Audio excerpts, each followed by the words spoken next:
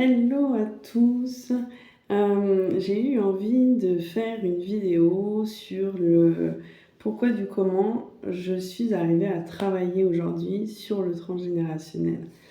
Pourquoi j'ai eu envie de faire cette vidéo? Parce que là, durant une semaine, sur différents événements où je me suis trouvée ou avec des clients, j'ai été amenée à parler de ça. Et je me suis dit que ça pourrait être intéressant de vous en parler.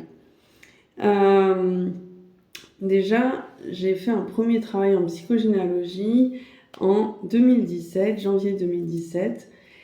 Et qu'est-ce qui m'a amené déjà à travailler sur moi en psychogénéalogie?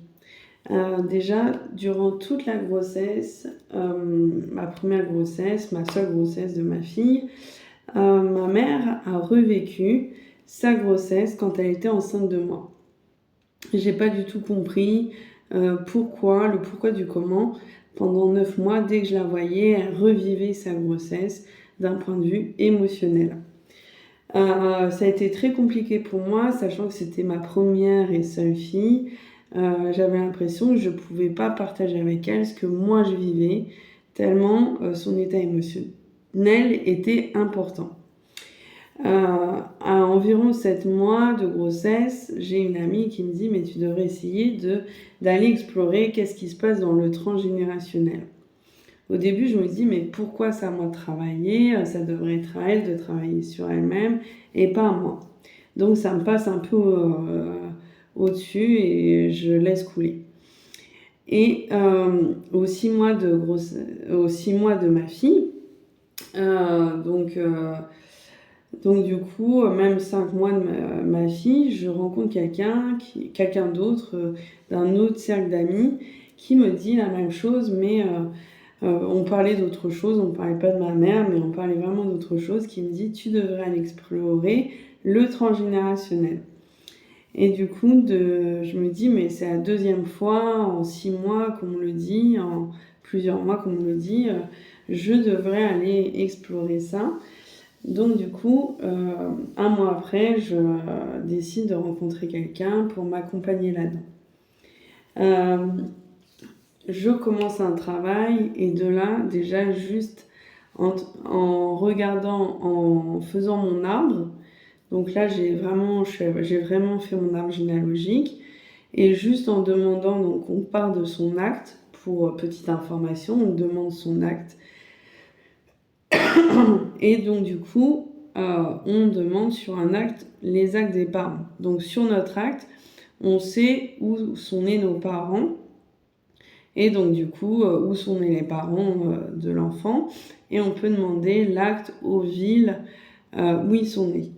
Donc du coup, moi je demande mon acte pour savoir exactement où il est, parce que mon père était décédé quand j'étais jeune et je connais rien. J'ai connu mon père de ma naissance jusqu'à mes 18 ans, mais je connaissais rien de sa vie, ce qu'il avait vécu avant, d'où il venait, ses parents. J'avais entendu parler qu'il avait une sœur que j'ai jamais rencontrée pendant ses 18 ans. Je connaissais vraiment rien de lui, donc je savais pas du tout où il était né. Donc partir de mon acte, c'était intéressant pour savoir où il était né. Donc du coup, je demande son acte, l'acte de ma mère, et je remonte après mes grands-parents. Mais il faut savoir que sur un acte, il y a marqué déjà, en tout cas sur ma génération et la génération de mes parents, il y a énormément déjà d'infos. Où ils sont nés, sur l'acte de naissance, on sait où ils sont nés, s'ils se sont mariés ou ça, s'il y a eu des divorces, si les décès, etc. Il y a vraiment tout marqué. Et donc, quand déjà je reçois l'acte de mon père, j'ai énormément de surprises parce que je découvre déjà qu'il y a eu un mariage avant ma naissance avec un divorce, avec une femme qui n'est pas ma mère. Et je me rends compte qu'à la fin de sa vie, donc les dernières années où je le connaissais, quoi, les dernières années de sa vie, il était marié avec quelqu'un que je n'ai jamais rencontré. Donc ça a été pour moi déjà une grande surprise.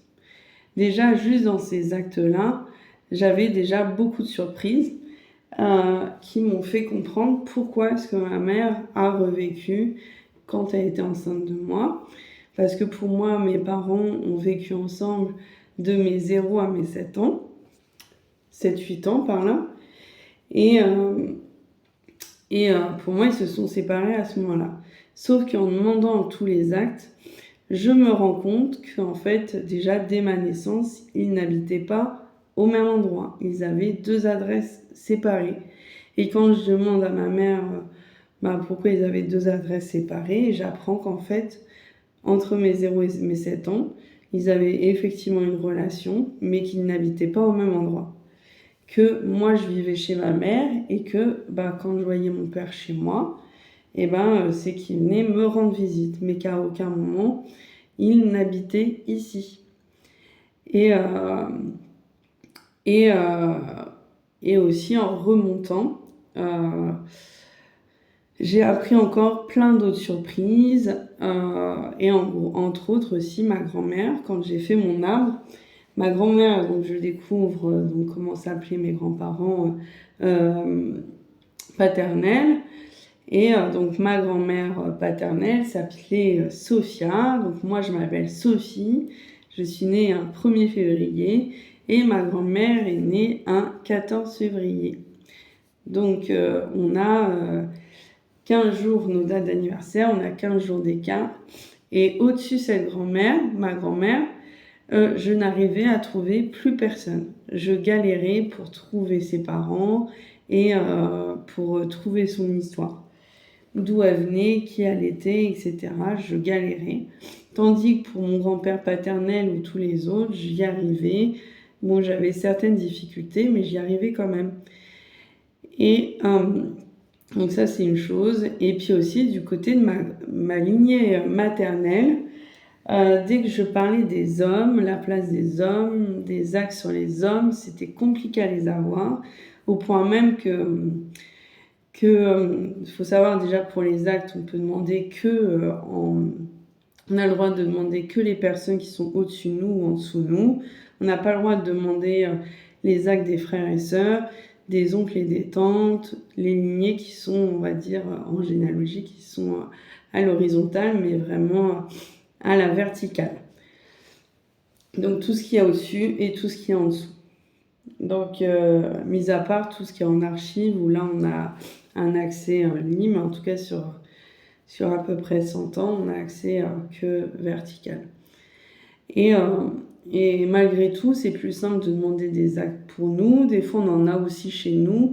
Donc, ma grand-mère étant encore vivante, ma grand-mère maternelle, je lui demande si elle n'a pas des actes de mon grand-père qui était décédé, que je n'ai jamais connu, qui est décédé 1 an et demi avant ma naissance à peu près.